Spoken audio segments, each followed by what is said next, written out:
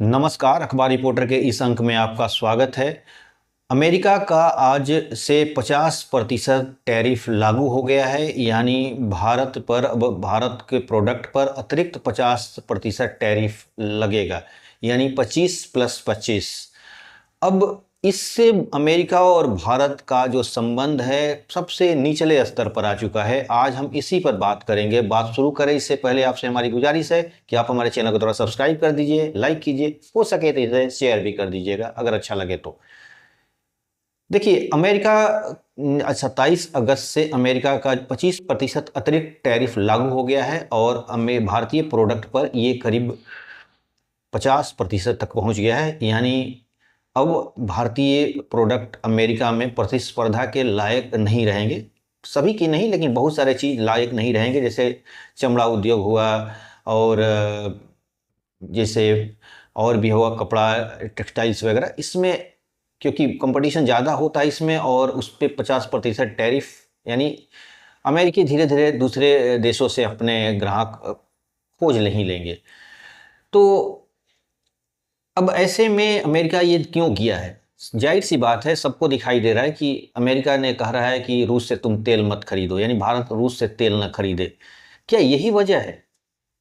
सब बोल सकते हैं कि हाँ, बात तो यही है, सभी जगह चर्चा तो यही है। तो जी, ऐसी बात नहीं है। अमेरिका सिर्फ रूस के तेल से नाराज नहीं है।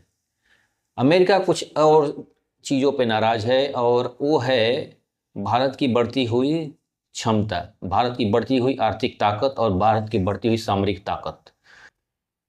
अब इसके पीछे क्या वजह है?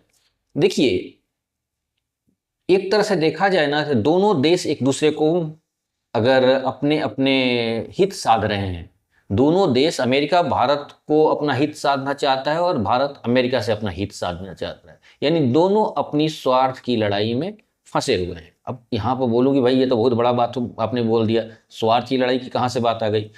तो जी हाँ, है इसके पीछे वजह यह है कि अमेरिका चाहता है कि आप हमारे साथ व्यापार करिए और खुल के व्यापार करिए, और हम आपके बहुत ज़्यादा सहयोग भी करेंगे।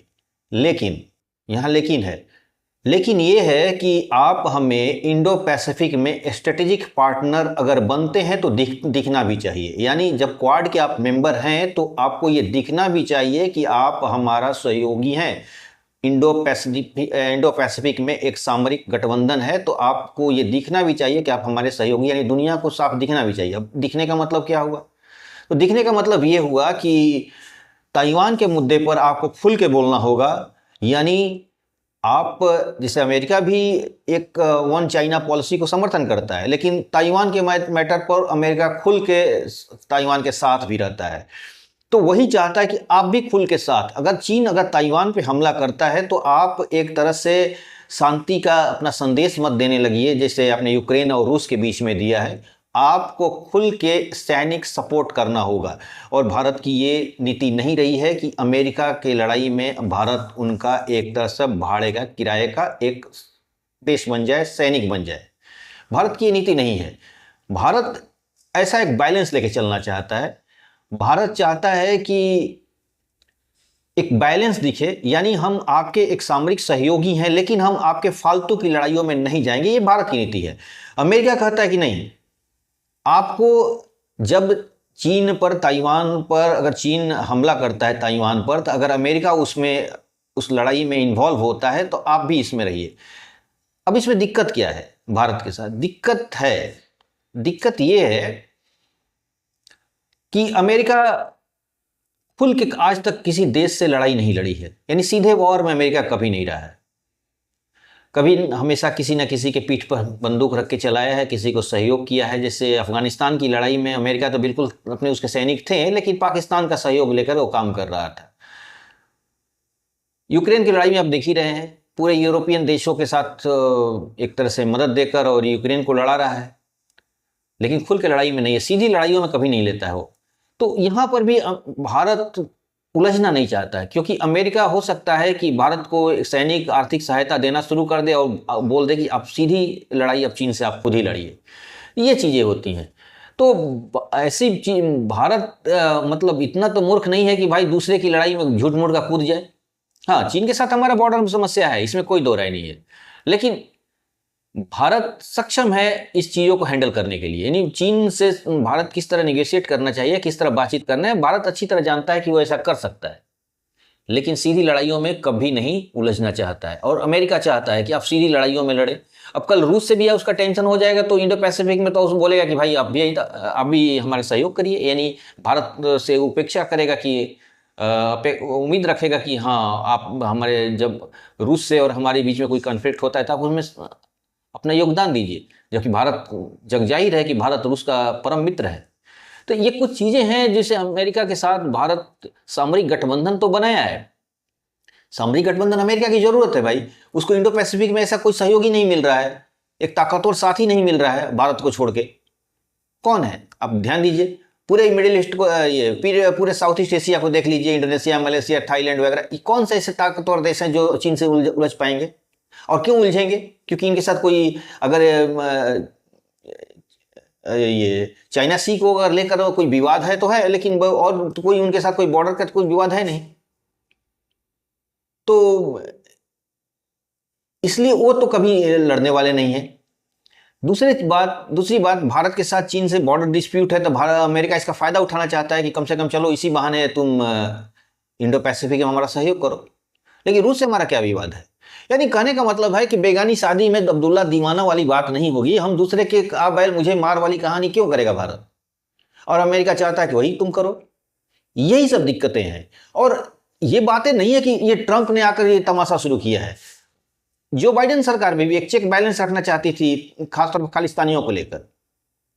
पन्नू वाला मैटर में ऐसा ही हुआ। दूसरी बात कि अक्सर पिछले सरकार जो बाइडेन की सरकार थी, अक्सर उनके बड़े बड़े अधिकारी खालिस्तानियों से मिला करते थे। इस पूरी दुनिया इस बात को देखती थी और भारत इसका विरोध भी करता था। तो बोलते थे भाई हम तो, हमारे यहाँ अभिव्यक्ति की आज़ादी है, हम किसी को रोकते नहीं है, हमारे यहाँ लोकतांत्रिक मूल्यों में ये बातें हैं, हमारे संविधान में ये है कि हम किसी को कोई चीज़ के लिए नहीं रोकते थे। और अक्सर ये लोगों ने जाकर भारतीय जो दूतावास थे वहाँ पर तोड़फोड़ भी कर देते थे कभी कभी। तो ये सब चीज़ें भारत को एक बैलेंस बनाकर कि अगर आप चीन के साथ हमारा पार्टनर नहीं बनेंगे तो हम खालिस्तान वाला मैटर को हवा दे देंगे।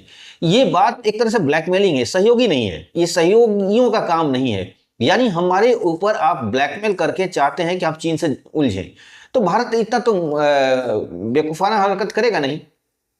ये बातें ही आज जो टैरिफ के रूप में दिखाई दे रही है, तो ये बात एक तरह से भारत के ऊपर दबाव डालने के लिए कि भाई आप हमसे व्यापार करते हो, आप हमसे डॉलर कमाते हो, लेकिन आप हमारे विरोधी से तेल भी खरीद रहे हो। ये चीज, अब सवाल ये होता है कि चीन भी तो खरीद रहा है तेल, यूरोपियन देश भी खरीद रहे हैं।